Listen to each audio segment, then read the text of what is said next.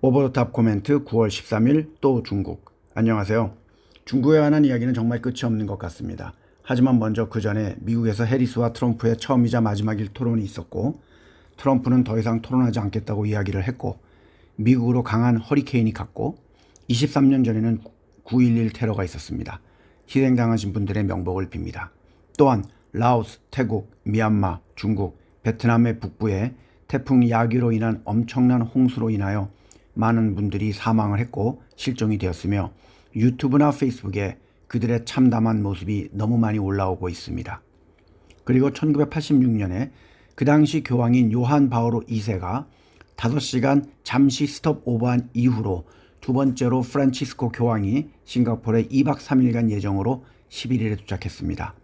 따라서 싱가포르는 9월 9일부터 9월 14일까지 싱가포르에 도착하는 해외 여행객은 강화된 보안 검사와 출입국 심사가 지연이 될 수 있다고 했습니다. 페루의 전 대통령이자 자국의 경제를 되살렸지만 나중에 인권 침해 혐의로 투옥되었던 알베르토 후지모리 대통령이 86세 나이로 사망했습니다. 중국의 경제 상황은 디플레이션 위험이 커지면서 악화되고 있습니다. 지난달 중국의 소비자 물가가 예상보다 낮게 상승하면서 연간 성장 목표에 도달하기에 어려울 것 같고, 가계 지출을 늘리는 데도 어려움을 겪고 있는 모습입니다. 업계에서는 임금과 수요가 침체되면서 2025년까지 가격이 하락할 것으로 예상합니다. 중국의 소비 지출이 줄어듦과 동시에 고급 의류, 핸드백, 보석을 만드는 기업들의 주가 또한 하락을 하고 있습니다. 그리고 파리, 밀라노, 홍콩의 고급 부티크로 한때 많이 오던 중국 사람들이 아예 안 돌아올 수도 있다는 불길한 징조도 많이 있습니다. 중국의 대표적인 주가지수인 CSI 300은 2019년 1월 이후 최저가를 기록했으며 중국 주식에 대한 매도도 계속 늘어나고 있습니다. 엎친 데 뒤친 격으로 미국 하원은 중국의 바이오 기업 기술과 그들의 미국 자회사를 블랙리스트에 올리는 법안을 통과시켰습니다. 반면 중국의 8월의 수출은 전년 대비 8.7% 성장했으며 7월의 7% 성장보다도 늘었습니다. 하지만 수입은 0.5% 확대되었고 7월의 7.2%에서 하락했습니다. 이것은 여러 무역 상대국에서 예상되는 관세에 앞서 기업들이 주문을 늘리고 있음을 시사하는 것이며, 중국의 국내 수요가 여전히 부진하다는 것을 보여줍니다. 따라서 향후 몇 달 동안은 중국 상품의 수출이 강세를 유지할 가능성이 높습니다. 일본의 기업들은 점점 중국에서의 사업을 포기하는 모습입니다.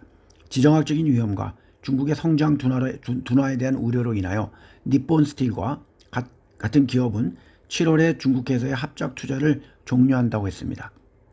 최근 조사에서 중국에 있는 일본 기업의 거의 절반이 올해 더 많은 지출을 하지 않거나 투자를 줄일 거라고 했으며, 그들은 임금 상승, 가격 하락, 지정학적인 위험을 가장 큰 문제로 꼽았습니다. 4월에 들어선 포르투갈의 중도 우파 정부는 5G 네트워크의 중국 장비, 주로 화웨이입니다. 를 사용하는 통신회사에 대한 이전 행정부의 금지 조치를 유지한다고 합니다. 반면 화웨이는 3번 접는 스마트폰에 대한 사전 주문이 300만 건을 돌파했다고 밝히면서 애플의 차세대 아이폰 출시를 불과 몇 시간 앞두고 발표를 했습니다. 독일과 스페인의 총리는 유럽연합이 중국산 전기자동차에 대한 추가 관세를 부과하려는 계획을 철회할 것을 다시 한번 촉구했습니다. 유럽연합의 국가들은 다음 달에 관세를 진행할지 여부에 대한 최종적인 결론을 내릴 예정입니다. 한편 침체된 경제를 되살리기 위한 중국은 제조업 부문을 외국 투자에 완전히 개방하고 건강, 의료 부문에 해외 자본을 더 많이 허용하기로 했습니다.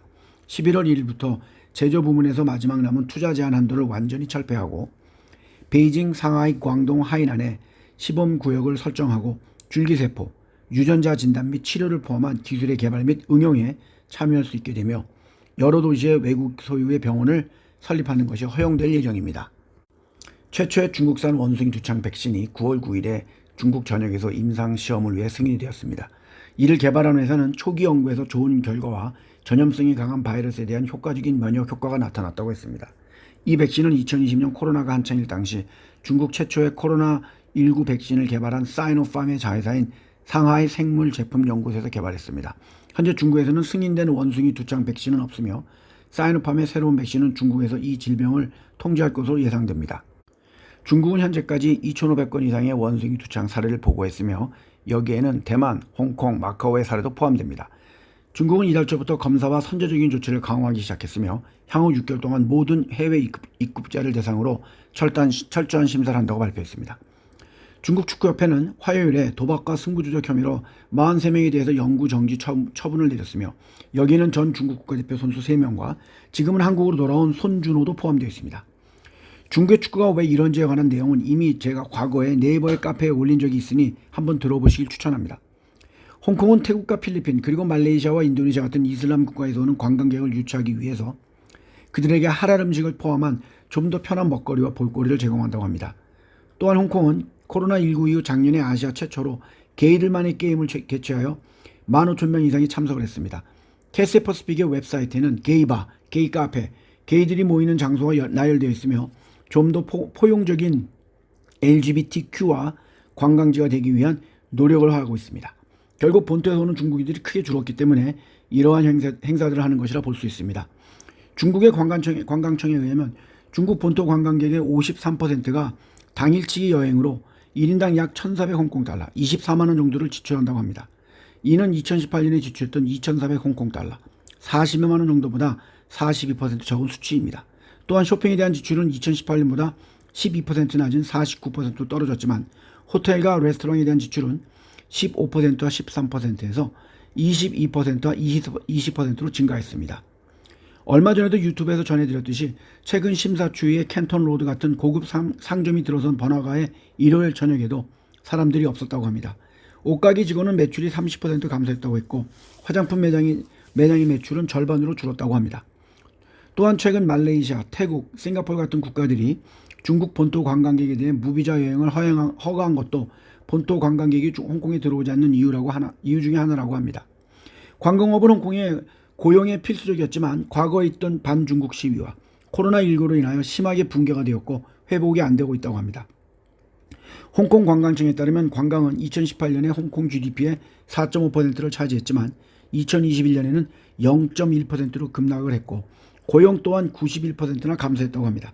하지만 홍콩 정부 또한 본토의 관광객을 유치하기 위한 다양한 프로그램을 진행한다고 합니다. 그래도 제 주위에는 홍콩에 놀러가는 사람들은 별로 없어 보입니다. 저도 딤섬을 먹으러 저희 단골 식당으로 가고 싶지만 별로 끌리지는 않습니다. 즐거운 추석 연휴가 되시길 바랍니다.